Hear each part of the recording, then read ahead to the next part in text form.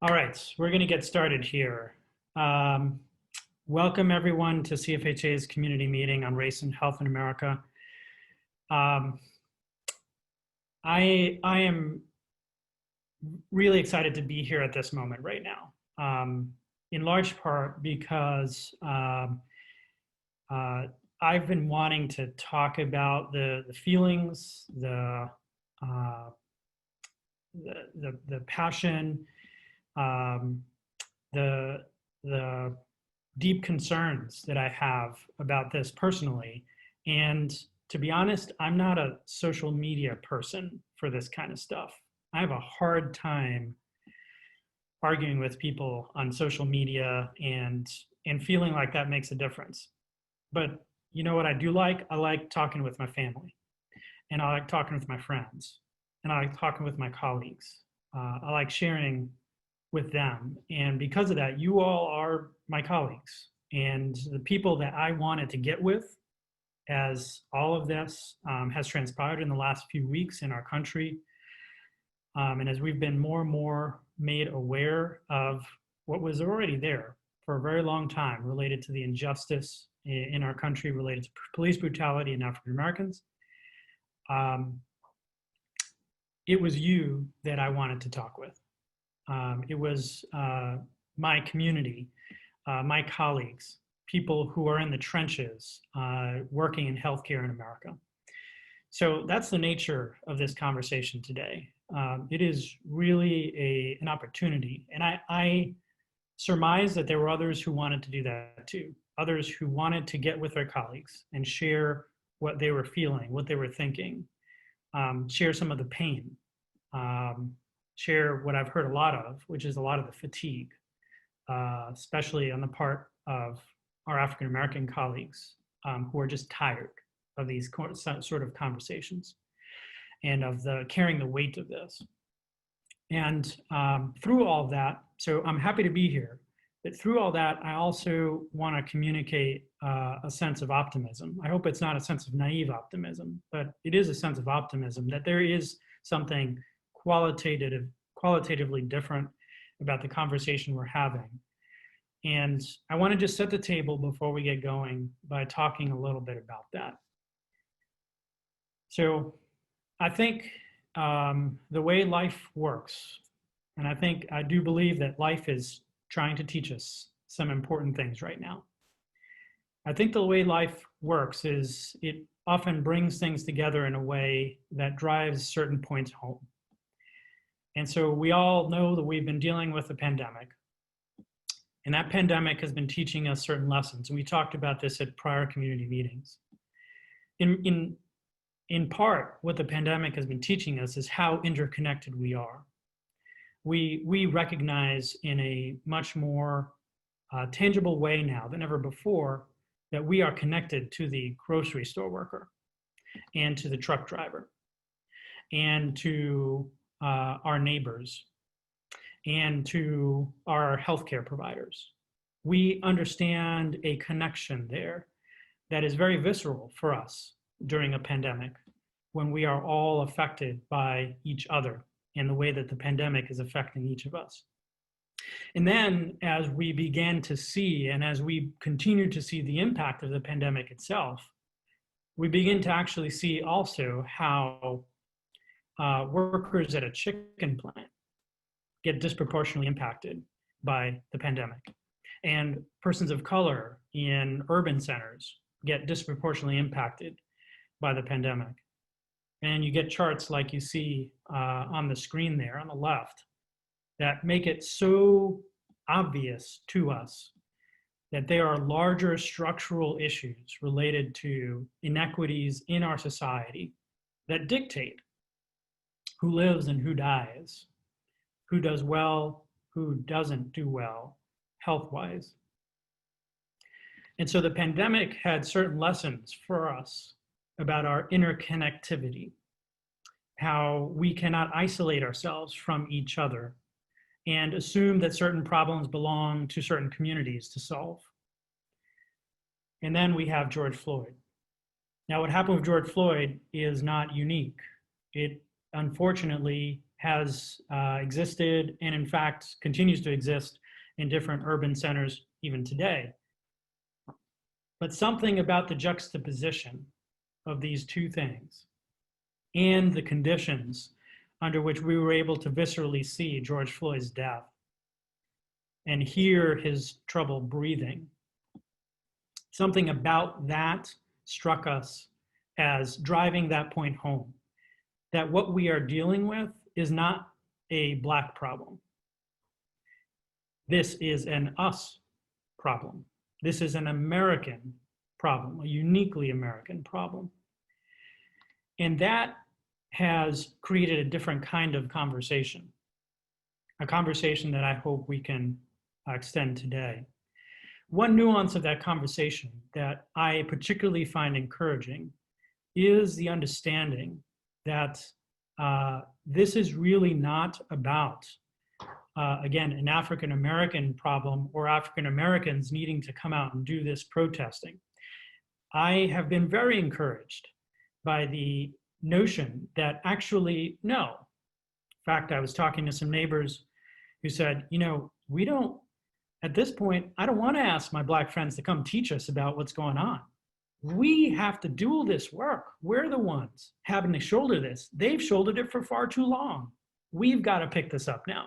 The burden has to fall on us. The work burden has to fall on us to make this happen. That's a really important shift. And I think that important shift also applies to us in our work in healthcare as well.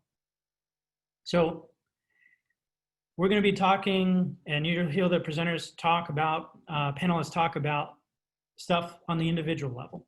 And you're going to hear us talk about stuff on the societal level. It's all fair game, right? The only thing I ask is that we have a respectful, honest, frank conversation. And our goal here today, this is not some sort of 12-step program to get to solve all these issues. But our goal here today is to provide a forum for us to begin this conversation and this work. And we at CFHA are committed to this, and we're committed to this over the long haul. We know this is not a today issue. This is a yesterday, today, and tomorrow issue. And at the end, I'll talk a little bit about some of the things that we're hoping to do within our own four walls, virtual four walls, to continue this work. So this conversation goes forward. So today, there's a forum for you to share your thoughts and feelings. What we're gonna do is we're gonna have each of our panelists talk for a few minutes, talk about their perspectives, educate us a little bit on how they're approaching these sorts of issues. While they're talking, I'm gonna invite you to use the chat. I will be monitoring the chat, so you don't have to wait for the presenters to start their Q&A. Just post your ideas. And in fact, I want to invite you, if you feel you're one of those people like me that's been wanting to talk and get stuff out there, but you didn't want to put it on Twitter because it's just not the space to do it, this is the space to do it. So put it out there. Share your thoughts and feelings on the chat. And we hope to intersperse some education as we go. We do want to learn. We do want to move forward here, create a common language around issues of race and health so that we as a membership, as we as healthcare providers can talk with one another, hold each other accountable. And of course, our goal is ultimately to point us as a community to action steps, both on the individual level and on the corporate level. All right, so that's all from me. I'm gonna have each of the presenters as they go present, since this is an informal community meeting. So we're just gonna go with it as we would if we're just sitting around a nice big round table. So to start us off, I'm really glad to have Eboni Winford here. She's done other talks at CFHA for us before in our in-person conference and webinars as well. You're gonna enjoy her. So Eboni, why don't you tell people who you are and what your message is today? So no pressure if you all don't enjoy me first. But again, my name is Eboni Winford, and I am the Director of Research and Health Equity at Cherokee Health Systems. I'm a licensed psychologist and a behavioral health consultant. Those are just titles and words because I don't think they really explain all the hats I wear. I'll be honest, I'm tired. You want to hear my experience. I'm exhausted. I went to bed at 10 p.m. last night, and consistent with most nights, I was up wide awake at 1 a.m. My body was tired. My mind was wired. With really no specific thing, but like I literally got up and started writing a grant to get me to go back to sleep, something that could put money and resources where our thoughts and prayers are, right? Policy is what we need, change is what we need. But as a Black woman in a city where there are only 8% Black people, I'm tired. And I was just sharing with a colleague friend earlier who asked me, who's your person? And I have like maybe one or two people that I speak with. And I was sharing with her that in my white colleagues and friends' best intended efforts to support me, I end up teaching them about my experience, and that's exhausting. And so for those who have noticed that I've pulled back from conversation, that's why I'm tired. And in your best intended efforts to help me, you're causing me more distress because I have to teach you why I'm tired. But, in my position as Director of Research and Health Equity, it is my role and my privilege to make sure that every protocol, every workflow, every policy, every script we use is created through the lens of equity. And I'll tell you, as a Black woman leading the initiative for equity at a health center, that's exhausting too, right? And the work must be done. I had a conversation with two nurses yesterday about whether or not they should be asking about the racial effect of all this violence and the racial trauma that we're seeing in our patients. And I said, you better, because these are our nurses who are triaging. We know from the study Unequal Treatment that racism is associated with increased blood pressure, all-cause mortality, cardiovascular disease, higher levels of diabetes, higher levels of obesity, insert thing here. So if you're about to take somebody's vitals and you don't consider the effect of racism on the number you're about to see, you're not doing it right. And so that was the response they got, right? But that's what I do. That's my role. Like, we cannot pretend that the history that Black people have lived does not affect their health right now. I know you asked me to prepare 5 to 7 minutes, Naftali. I have nothing except it's just hard. And I will say, you may have seen the memes, you may have seen the articles, but honestly, your Black friends are not okay right now. Your Black patients are not okay right now. Just because we're not telling you that does not mean that we are okay. We are not okay right now, okay? And so remember that if you are white and you are attempting to reach out by saying, oh my goodness, I can't believe this is happening, that's offensive, because why can't you believe it's happening? It's been happening for at least 400 years in the United States. So that means you've had blinders on until now, which means you've minimized my experience. And if you're providing care to Black and brown people, it matters. We're not okay. Your patients are not okay. Your colleagues are not okay. Don't take our silence for acceptance or complicity. We're not okay. And I can't say anything else. I think that is what I need you all to hear, is that we're not okay. And that's my 5 to 7 minutes. Thank you so much, Eboni, and I'm glad that that is your message. That is a really timely way of describing where we are today. And I think you've also shared what a lot of people, and if you look on the chat, you'll see that a lot of people are saying, yep, That's right. And that reinforces that initial message, I think, that this is an us thing. And that part of this is, if you think about the analogy of pulling a big load, and we are all, we just all been slacking off. And now we've got to bring that in effort level up to go with the awareness level, right, that you were talking about. So thank you, Eboni. We're going to continue to expand on this and some of the things in the chat that folks are posting, but I want to go on here now to Andrea Trejo. So Andrea, just by way of brief introduction, Andrea is a very courageous young woman. She's a student in an MFT program, and when we put our board up on stage last October at the conference, Eboni, like several others, noticed something really important, and that was that there wasn't a lot of color on our board. And so Andrea then very courageously spoke and said, hey, what's up with that? And that is what got us going.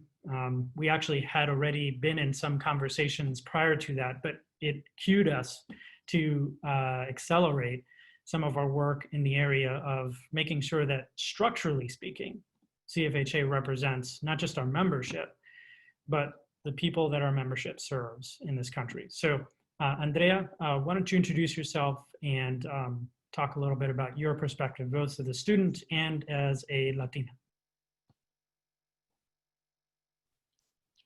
Thank you so much, Neftali, for those really kind words. And I'm also thank you for the space to be up here today.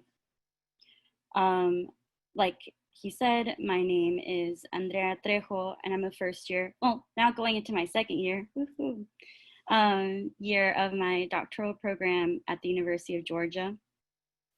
I will be very honest. Usually my style is not to prepare something word for word. I like to talk about just what comes out in my presentations and find that to usually be more effective, but I just couldn't bring myself to do that today.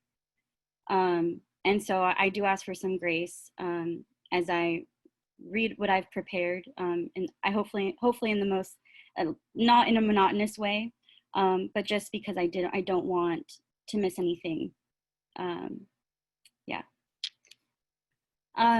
So I will begin by first acknowledging the deaths of George Floyd, Ahmaud Arbery, and Breonna Taylor, while also acknowledging that saying their names is the minimum, and that we have a duty to honor their lives with social action and change.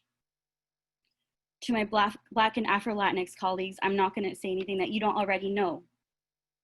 So I'll just say that I commit to educating myself and within the Latinx community, challenging oppressive systems in academia and healthcare, and creating space to be direct and overt about the impacts of racism and racial trauma.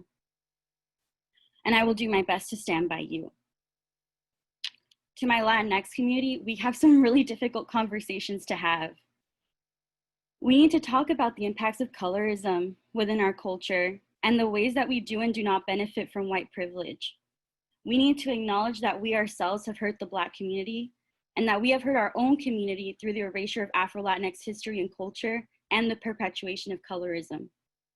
So I think this is now really a great time to focus on educating within our communities and challenging the oppressive beliefs and language that we tend to pass on in our own circles, and showing up with the Black and Afro-Latinx community in solidarity, and most importantly, in action. Over the past several months, we have witnessed a disproportionate impact of COVID-19 on communities of color, the overt racism towards Asian communities, and the continued murder of Black and Latinx lives by the very systems that claim to protect us all. The heavy truth is that these incidences are not surprising, not to me anyway.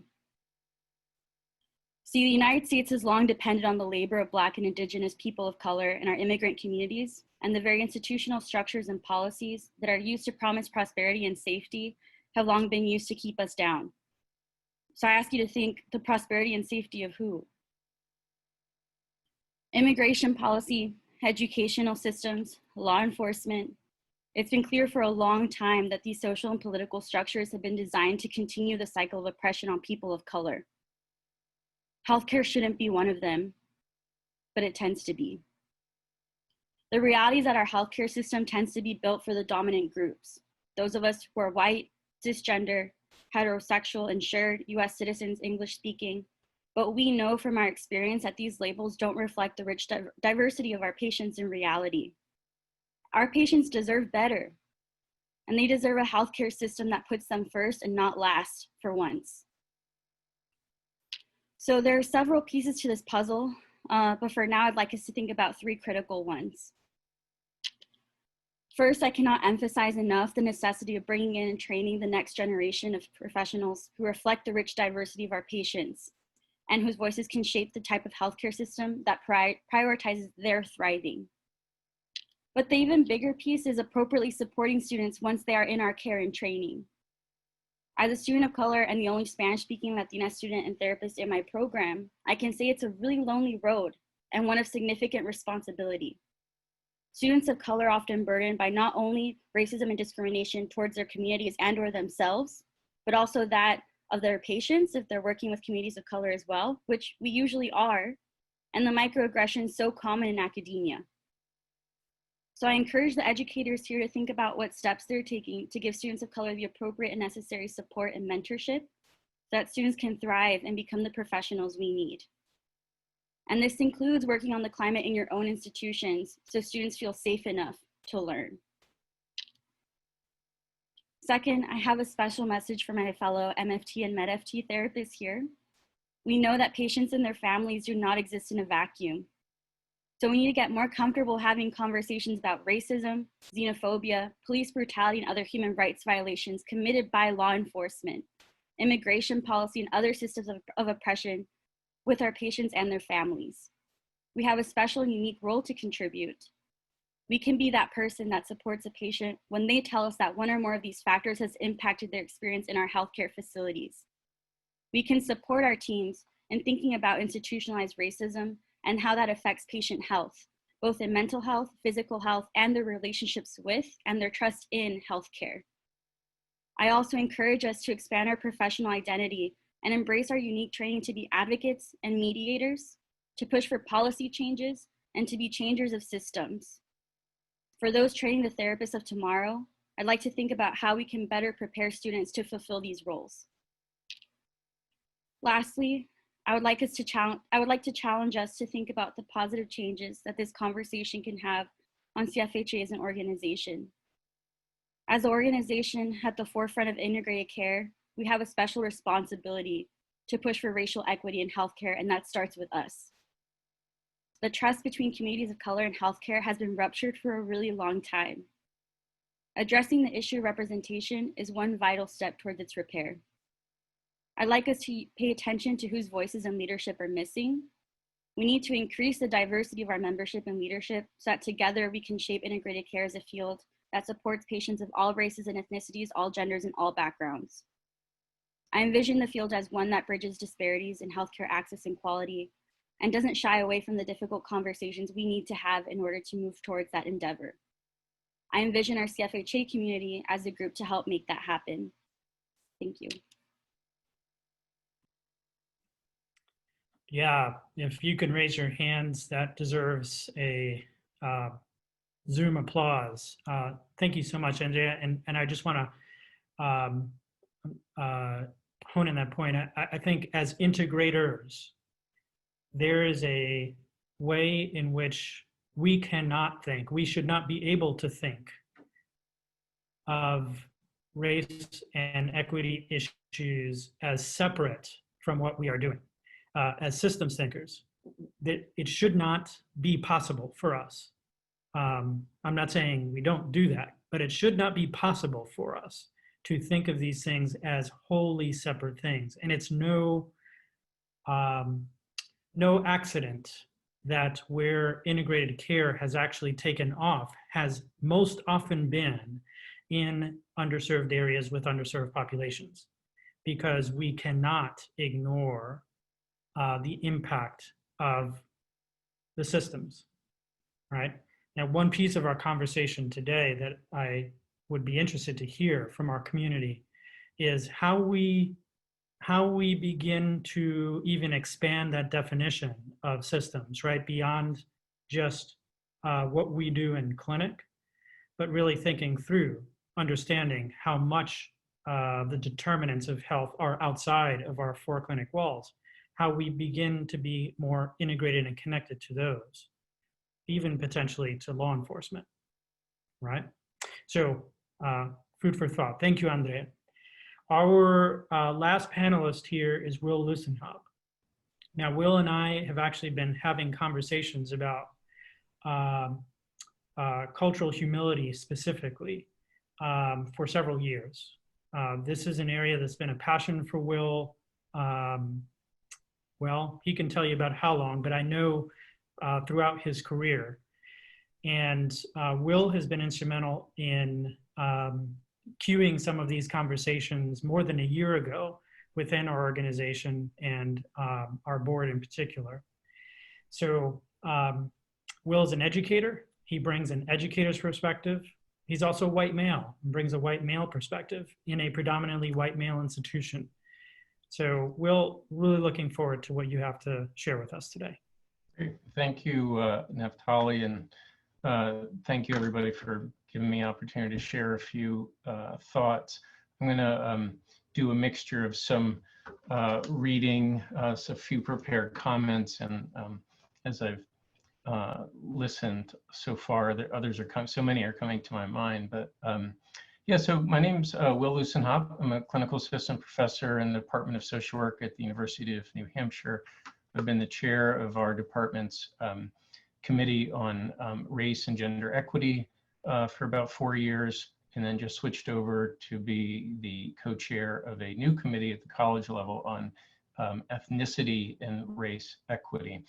But I think as Eboni mentioned about her titles, they don't necessarily mean a lot, as much as I just want to try to share some of my passion for this work. Naftali wondered how long I've been working on this, and I claim no expertise, but I did want to share a quick story from when I was 23 and I started my MSW program, and I was in the equivalent class of, say, race, culture, or oppression. That's what we call ours at UNH. The professor asked, we all had to do an inward looking activity and said, please describe what it's like to be your race, however you identify. So the question effectively was, tell us what it's like being white. And I remember the blankness in my mind, the never really having reflected on that question, though inside feeling fairly progressive in terms of my views. But that day really just struck home how little I know. And I think today I'm just going to keep saying how little I know. And a culture of humility is a stance where you're learning throughout your life and you're just try to remain curious and steadfast in working on these issues.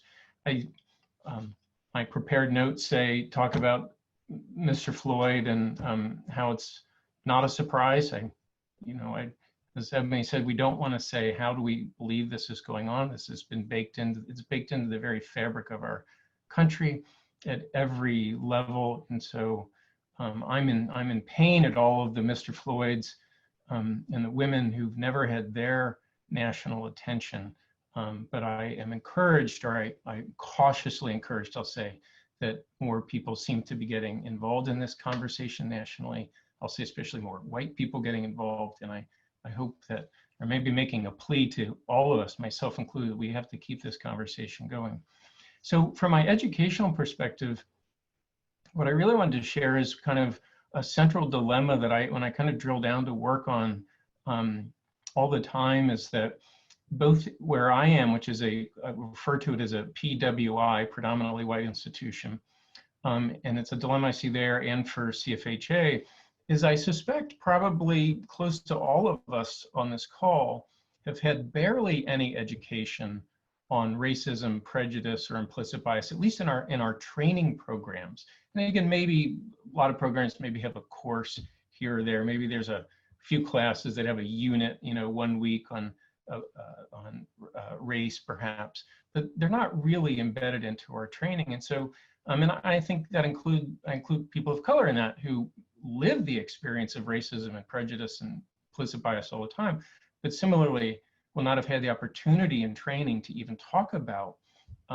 social identity and how it impacts our training, who we are, how it impacts our clients. So as a result, what I see all the time and what is agonizing to me is the vast majority of my colleagues and students are unable to have a basic conversation about race, with white people reporting fears of saying the wrong thing or feeling guilty. If you're on this call today and that's an experience you have, there's no fault with having that as an experience, but it is a way that it holds us back.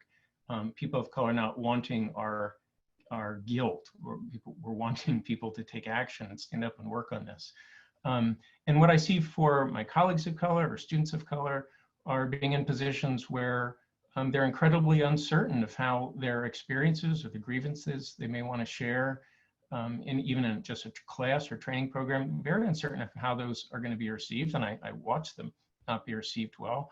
And also in the very real world of a real consequence to their speaking up. And so again, as this colludes to an end result where we're sending health professionals into the field without the ability to even understand their own or their client's social identity.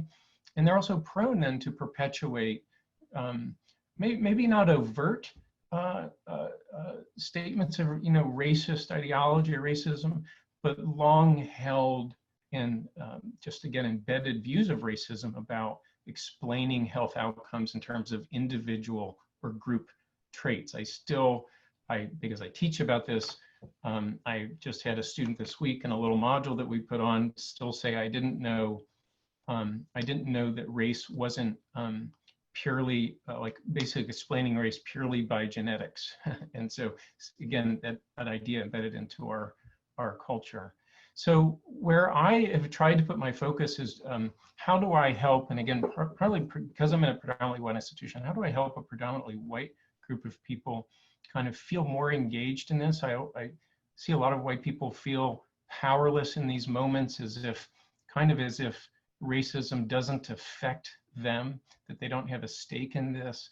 And so one of the things I've done is some of it's based on my own experience going back, that inward looking opportunities and experiences I had in my own program and trying to create those for students and faculty. And what I find is that when students can, given the opportunity in a reasonably safe environment to look inside, to actually experience what privilege is like, not just from an academic perspective, to help them see the microaggressions that they engage in, to politely talk about the wording and the language that they use. What I see is a shift to a more culture of humility, and then I watch them get excited, angry as they should be, and really want to go do something. The course I piloted this past spring called Racism in the US, Implications for the Helping Professions. Every student in that class kind of left angry that this was the first time they were having this class, and why didn't they ever get more? And still it's back on them to keep learning. But I found that just talking about history alone or statistics stays up in our heads and leaves a lot of people really disconnected. So my experience actually is that many, many people are really hungry for this work. I think many people are hungry to feel like they can make a change, but have no clue how to even start the conversation. And I think it's a false fear that the people who are most afraid to talk about it are the people with the most privilege and benefit, with something called fragility in the classroom. But I think what I want to kind of challenge to all of us, and I thank Naftali for kind of making this a public event, is that we all come together and we elevate this conversation in CFHA. I don't know where, I don't know if this is a quote from somebody, so I'm not sure if I should give credit to somebody, but essentially this idea, white people created racism. And so white people are the ones that have to work to dismantle it. And so I really want to kind of call on all of us to keep this conversation going. And, even if you're uncomfortable, or if we're all I'm going to stick my foot in my mouth and someone's allowed to call me on that. Someone's allowed to be upset with me. So that's the call I want to make. We don't get to, I'm not out to have somebody say, oh, nice job, Will, good for you. I want to help make real changes. And so anyway, that's, I'm breaking apart here in terms of a coherent message, but that's where I wanted to, a few thoughts I wanted to share. Thanks so much, Will. And I will say great job, even though you didn't do this to be said that. I really appreciate, this is true of all of our panels today. Thank you so much just for being vulnerable, for being you today, in this moment today. I can't tell you how important that was to me, that this community meeting be about that. I didn't want a polished, presentation where we just all pretend we know what to say and how to do and how to react and how to feel. We are in the moment, and we can only learn from this moment by being in this moment fully. And you have allowed us to do that. I really appreciate that. Before I get to a couple of pieces here, I just want to make just a personal comment here. I've had the unique sort of place in my life of being sort of a bridge culturally all my life. I am a white Latino, and most people who interacted with me over my lifetime have assumed that I am some kind of white European because of my features. And so I've had the sense of knowing what it feels like to have privilege, and at the same time, knowing that I am actually Latino, feeling that sense of, is it safe for me to say who I really am? Is it safe for me to express my core identity without being put into the usual box that you're put into if you're a Latino, right? And so having that vantage point of being almost like, I've sometimes have felt like a spy in dominant culture, has made me sort of in a way understand the struggles that all the sides have had. The struggle that whites have had to remain in this conversation and to be persistent as their Black brothers and sisters in it. And the struggles that minorities have had in shouldering time after time this issue. I'll give you one story personally. I had, growing up, I went to a Pentecostal church in Far Rockaway, New York, and all of my friends were Latino or African American. It was just where the neighborhood was, where we went to church. And I remember going into a store with my Salvadorian friend who had a browner complexion than I do. We went into a store, and the store owner had his eyeballs fixed on my friend, but not on me, And when we came out, my friend was pissed. He was like, "Did you see that? Did you see that?" And I was like, "Yeah, I saw it." Those are the sorts of experiences that people of color shoulder day in and day out. And so what this process is that we're in now is really, I think, a transference of some of the shouldering of that work. And for us in healthcare in particular, a call to, as you've heard, on the level of training, on the level of the structures of healthcare delivery and healthcare payment, and on the level of individual patient interactions, to begin to shoulder the burden of making things right. And making it such that, and I think this is again a very different piece of this conversation that we've had now, making it unacceptable that race, whether through implicit bias or through overt racism, plays a role in hindering all of our patients from reaching their health goals. So I'm excited and energized by that because I think it means that a lot of us have some really good work to do. Let me end my comments here with this. If you feel trepidation at doing this work, if it feels too hard or too painful, I want you to embrace that. That means it's good work. That means you're headed in the right direction. And if you feel that, I want to give you some hope that heading in that direction is good for you. Yes, it's good for our country, it's good for healthcare, it's good for our African-American colleagues, our Latino professionals, our Asian Americans. It's good for everybody. But I want to also say that entering into this is good for you too.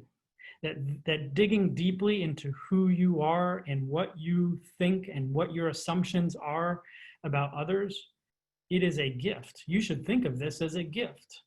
To live life without this is to live a very shallow life. It's to live a very closed off life, to not know yourself so well that you can love others as they are. That's a gift. And if we enter it with that sense of excitement and opportunity, we will tolerate the pain. We will tolerate how hard it is. We will tolerate how awkward it is to talk about all this stuff. So with that said, some great stuff on the chat. So let me throw this out to the group here because there's some good back and forth here around students and supporting students. I think, as we've seen with this movement, our young people are the answer, right?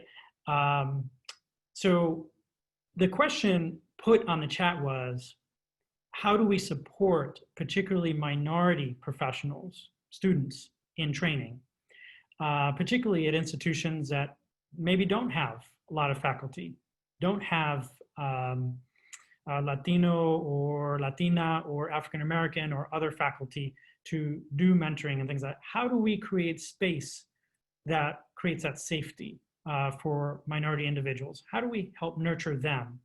So I want to throw it out to the group, but I also want to ask, how do we help their colleagues, their white students, not also be part of that process? Because again, I want to kind of, in a sense, take the focus off just on, oh, well, we need to support African-American students. Like, this is not just about them, right? It's everybody else shouldering that work, everybody else being part of that. So let me throw that out. How do we break down all the stuff that gets in the way of us doing that?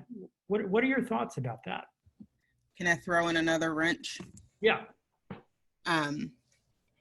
The burden of change can't be on, ethnic minorities. However, we get stuck because then there's this guilt that when we see white people trying to do the work and it's not quite there, it's a little bit off, then we're like, well, do I step in and fix it? Because then I'm doing the work, right? Or do I just be quiet and let them mess up and then feel guilty because I didn't offer my voice when they were trying to do the work? And I'm in that position now, feeling stuck. Like, I see you trying and that's not it. How much of this burden do I want to take on myself? So as you're creating this conversation about how to support your trainees, imagine the conflict that one minority person you have in your department feels, stuck, without, like, wanting to be the voice for trainees who don't have the power, but also recognizing that I'm a minority myself. I don't have power either outside these walls. As soon as I step outside, my power is gone. And the guilt that we grapple with, seeing white people rightfully do the work. And I always say that the work of white people needs to be informed by the voices of the marginalized. But again, for the marginalized, you're stuck because you don't want to overfunction and you don't want to let, I almost said a bad word, stuff pass unchecked. And so think about your students when you're thinking about that. They have zero power in this whole dynamic and they're stuck. your sole faculty member is stuck. And so you got to consider that power imbalance and the guilt work that we do when you're trying to address questions like, how do we take care of our students? Yep. And before Andrea or Will chime in here, let me also say that for me, for a long time, whenever I've had minority staff, I always ask whether they want to play that role. Because I don't think it's also fair to assume that every minority professional wants to be that person. We all feel that sense of responsibility, right? But we all individually have a different level of calling to step in that gap. And for some folks, they're going to want to step in and say, "Yep, I'll do the mentorship. I'll do presentations. I'll help with this stuff." But I think we should be affording professionals of color the opportunity to say, "Look, that's not what I got into this field to do." And it's unfortunate that a lot of times, the sole Latino professional gets pigeonholed as, "Oh, you're the diversity guy." How do you know that guy? How do you know he got that's what his career goal is, right? That's what he wants to do. That's not fair also. So there should be some sort of sense of respect around how we engage in this, and ask first, just ask, is this part of what you want to do? Do you have the energy? Do you feel the call to do this? Not just assume you are a person of color, therefore you automatically, this is what you're going to do for our department. Will, Andrea.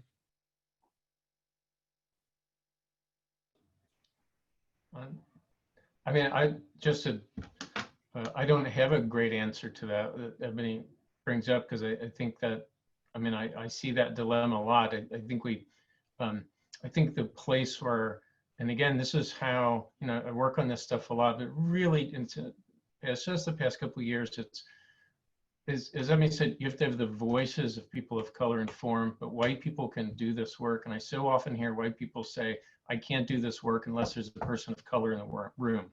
I can't unlearn my racism unless there's a person of color in front of me." And I'm just like, no, that's well, it's not the case. It's just a very narrow perspective of what someone's even notions of race or doing the work are. But I think one of the things we've done, like in our to partially address this issue, is we tried to bring in facilitators and consultants who are doing this work to try to hold our group accountable. So as a way of addressing that piece of getting out of that dynamic of somehow you have to rely on the few people of color to be somehow the change makers or the thought leaders in the discussion. We can do that work. So I think that's one, I don't know if it's perfect, but it's one way of doing this, having some people come in who can kind of observe our process and say, "Hey, I notice you all are not talking about this today." And so I think that's, again, one way we've gone about that. Andrea, do you have anything to add, or should we move on to the next? I think it's really complex for so many different reasons. So I will just throw out two things that, I will just throw out two things. I think, so one of my soapbox, because you asked if there are majority white faculty, right? So I think, and also supporting white peers. So I think one of my soapboxes is diversity classes, and how they're so important, but we tend to do the worst job at them. So I think really putting in the work to make sure that we're being as blunt as we're being in this conversation in those diversity classes is a good step, so that the next generation will have the language and the tools to address institutionalized racism as a whole and as a system. And I think the second piece that I've found to be that I've gotten a lot of hope from, I'll give a shout out to my peers, Josh Bowe and Emily Ellis at UGA. They've put together a Dismantling White Fragility group because when we had a conversation about the events that are going on, it became very clear that that the white peers in the program, the white faculty in the program needed their own space to address their white fragility first before we could have a conversation as an entire group that would be productive and useful about how we take action. So that might be another idea that other programs might like. They had a very promising turnout for their first week. A lot of faculty members showed up as well. So yeah, I'm really hopeful about that. I'm very proud of them for putting that together. So that might be one thing. Thank you, Andrea. There's a lot of good dialogue in the chat about power. And this is something that I'm very conscious of because a lot of our members are the frontline workers, right? And so one of the questions brought up as well, so what can we do, right? And I think a lot of what's been outlined so far can cut across things that are both individual things we can do, but what can we do structurally? What can we do within our institutions, especially when we don't have a sense of power or agency within our institution? And I know this is a hard question, but I want us to kind of grapple this in a few minutes. So put ourselves in the shoes, not hard for us because we've all been in these shoes, most of us anyway, of frontline workers. We're passionate about this. We want to create change. We don't have an organization perhaps as forward-thinking as Cherokee that has embedded this in their institutional hierarchy. How do we encourage our CFHA members? How do we encourage each other to be agents of change? What are some possibilities? And while you guys are thinking, I've seen some really interesting responses. So I think it was Jennifer Hodgson. I love it. She says, I've started including slides about cultural humility in all my presentations, regardless of the topic. I think that is such a really nice creative way of just like holding yourself accountable and holding your audience accountable no matter what topic you're talking about. So it can be something as small as that or potentially bigger things. So what are your thoughts about that?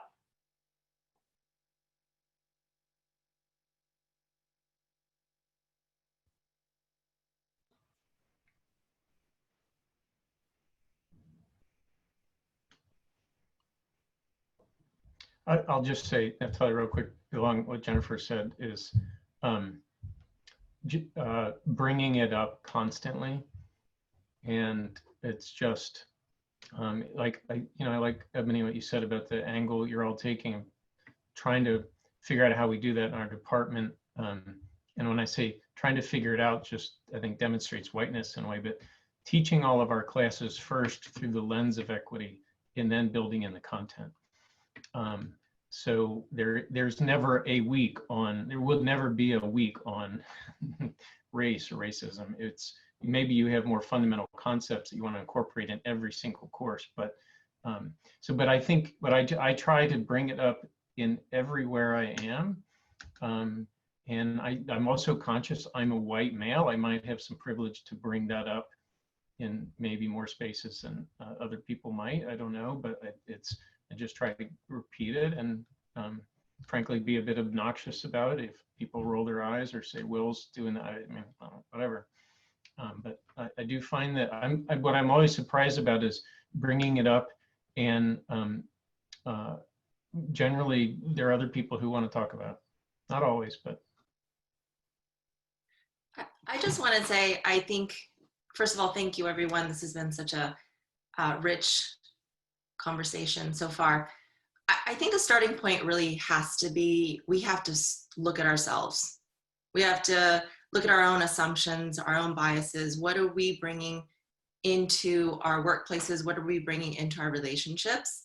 And I've been thinking, so that the therapist piece, that has to be a starting point. And so I've been thinking, what does the self of an institution or self of the CFHA look like? What does that look like I have a clear idea of what that looks like for an individual person, for my students, for myself. And it's hard work and it's laborious and it's long. And it's not like there's a beginning and there's an end. It's the beginning that is an ever evolving, constantly painful process, but it's necessary. And so then what would that look like for an organization to undergo that kind of a self-therapist type of process? But I just think we each individually, if we are not already on this journey, that has to be our starting point, is to look at our own stories, develop a consciousness of our own biases, the isms that we embody. And I just think that has to be a starting point. Great point, Mi-Young. And, I think about, Eboni and I were talking before the meeting started about how her organization came to envision her position, which I think came probably as a result of a lot of your individual talents and what you bring to the table, Eboni, and you created the position, right?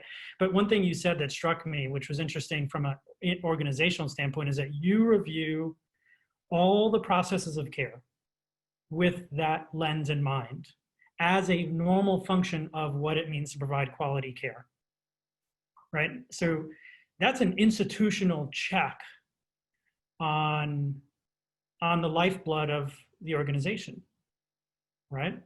Imagine if that were the way that we all of our organizations did that there's an institutional check somewhere. It seems to me, and Eboni, you can comment on this, that a lot of our institutions don't have those checks in mind. In other words, the checks have to come externally. They're not internal to our processes, clinical care, whatever it is, hiring. Agreed. Right? Agreed. And I think, and we're not perfect, right? Like I literally just took on this position as of March of this year, and then ta-da, COVID happened. So I was like, woo, how are we going to provide equitable care for folk during COVID? But typically, notions of equity and justice don't arise until George Floyd dies. And I'm tired of waiting until George Floyd dies to talk about it. And I'm exhausted, and I will not wait until another George Floyd dies before we look at how we do things. It's not worth another life. I don't care how many of y'all are uncomfortable hearing me say this. I don't care how many of my colleagues are uncomfortable hearing me say this. We ain't burying another George Floyd before we do something about this. So look at everything you have, every word you state, every policy, procedure.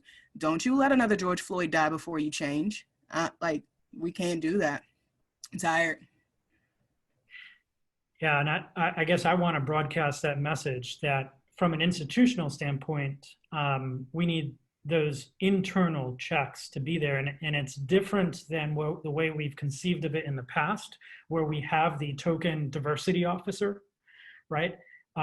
Where it really is about checks across the lifeblood of our organization, how we do what we do, from registration to clinical care to our protocols, as Eboni was talking about before with me, around HIV care, hypertension management, et cetera. In other words, if we ask ourselves at every step of the way, and there are checks that make us ask ourselves at every step of the way, hey, how are these processes being experienced by persons of color? What are the assumptions behind these processes that we are creating as they relate to our populations of persons of color? You begin to ask those, you begin to transform some of the paradigmatic thinking of the organization. And that doesn't have to be a minority individual asking those questions. And that doesn't have to be something that is divvied off to a certain subgroup. That really has to be fundamentally what births itself from within the healthcare team and the healthcare leadership. All right. We could go on forever. I've loved the opportunity to share this time. I hope that some of this has been both cathartic, uncomfortable, painful, hard, and energizing all at the same time. I hope that you come away with a sense of purpose and energy around this, but this is not it. We have lots more work to do. So if you're game, we're game. Our diversity work group is going to meet again. And I'm pretty sure another outgrowth of that is going to be coming together again as a community soon. So stay in touch for that. For those of you who are still on, I want to end with a brief meditation on a quote. This is out of Dana Matthews' book, which is a good book to think about issues of race and health equity, and to think about it across the individual level down to the structural level. In her chapter on a structural solution, she actually quotes Justice Thurgood Marshall and Reinhold